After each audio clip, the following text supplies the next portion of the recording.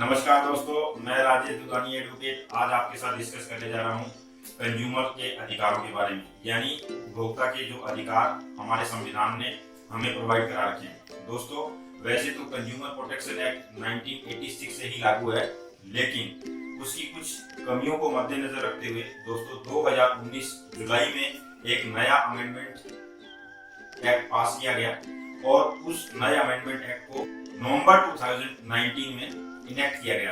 दोस्तों, नए जो उपभोक्ता कानून है उसके अंतर्गत कुछ चेंजेस किए गए हैं। उन चेंजेस में सबसे जो महत्वपूर्ण चेंजेस है वो ये है दोस्तों कि जो पुराना कानून था उसके तहत किसी भी कंज्यूमर को कंज्यूमर प्रोटेक्शन एक्ट के तहत केस दायर करने के लिए डिफेंडेंट यानी आप जिसके विरुद्ध केस फाइल कर रहे हो उसके एड्रेस के अनुसार आपको केस फाइल करना पड़ता था। सपोजेटली अगर कोई कंपनी बॉम्बे में लिस्टेड है और आप दिल्ली में हो तो आपको बॉम्बे में जाके उस केस को दायर करना पड़ेगा, ना कि दिल्ली में।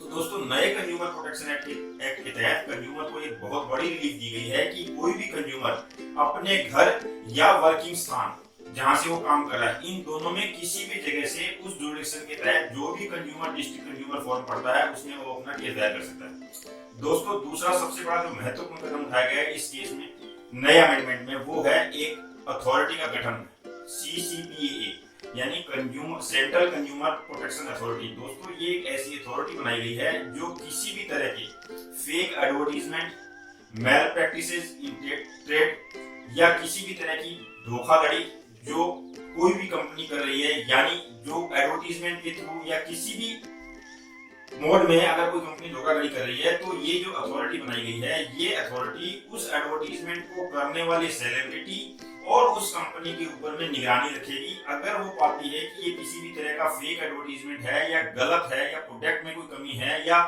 ये मैल प्रैक्टिसेस है तो दोस्तों CCPA के पास में पूरी अथॉरिटी है कि वो उस कंपनी के ऊपर में 10 लाख से लेकर 50 लाख तक की पेनल्टी लगा सके और उसके साथ साथ में 2 साल की सजा का प्रावधान भी रखा गया है।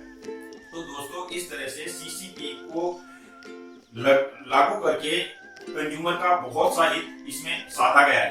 दोस्तों, इसी तरह से नए कंज्यूमर प्रोटेक्शन एक्ट में जो आपकी जुरिडिक्शन थी मॉनेटरी यानी डिस्ट्रिक्ट फोरम के पास में जो पहले 20 लाख तक के केसेस दायर किए जाते थे, अब वो केसेस 20 लाख से तय सीमा बढ़ाकर 1 करोड़ तक की कर दी गई है। दोस्तों, उसी तरह से स्टेट कमीशन के पास में आप 1 करोड़ से 10 करोड़ तक के केसेस दायर कर सकते हैं और नेशनल कमीशन के पास में 10 करोड़ एंड अबव के केसेस दायर किए जा सकते हैं।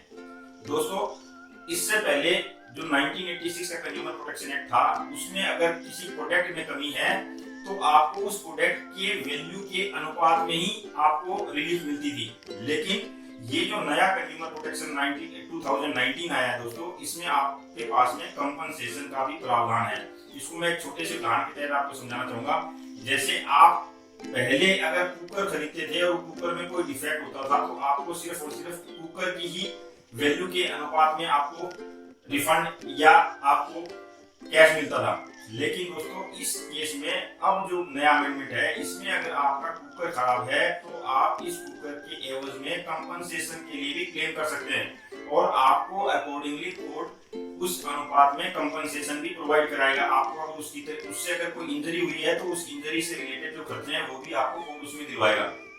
इसी तरह से दोस्तों, इस नए अमेंडमेंट के तहत में रिड्रेसल मीडिएशन का भी एक व्यवस्था की गई, यानी आपने अगर कोई केस दायर किया है तो पहले वो मीडिएशन सेल को भेजा जाएगा। मीडिएशन सेल में दोनों पार्टियां बैठ के अगर कोई एमिकेबल सेटलमेंट हो जाता है, अगर उसकी कोई पॉसिबिलिटी है तो वो पहले तलाशी जाएगी। उस एमिकेबल सेटलमेंट की पूरी अहमियत होगी। अगर वहां पे आपके साथ में सेटलमेंट नहीं हो पाता देन वो प्रोसीडिंग्स डिस्ट्रिक्ट फोरम के सामने वो जैसे पहले की तरह से चलेगी।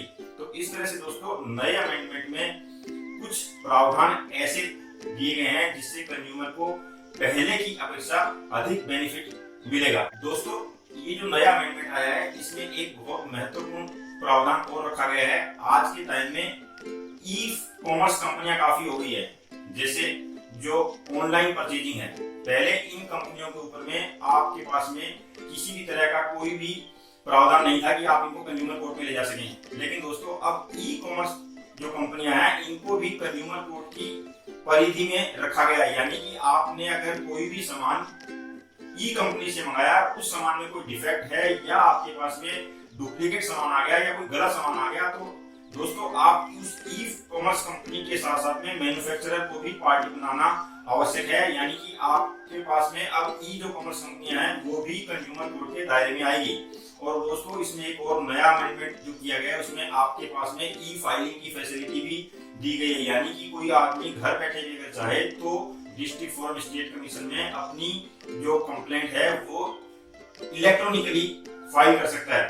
तो इस तरह से दोस्तों कुछ अमेंडमेंट्स जो हैं कंज्यूमर की हित को देखते हुए 2019 के अमेंडमेंट में किए गए हैं। इसी तरह से दोस्तों इसमें रिव्यू, अपने ऑर्डर को ही रिव्यू करने का भी पावर जो है जजेस को दिया गया है, ताकि कम से कम अपीलें अपर कोर्ट में जाए।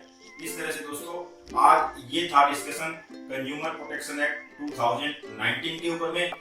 अगले वीडियो में फिर किसी नए टॉपिक के साथ मिलेंगे। तब तक के लिए नमस्कार, धन्यवाद। को ये वीडियो कैसा लगा बताइए कमेंट बॉक्स में। मेरा वीडियो अगर पसंद आए तो आप इसको शेयर करें, सब्सक्राइब करें और लाइक करें। धन्यवाद।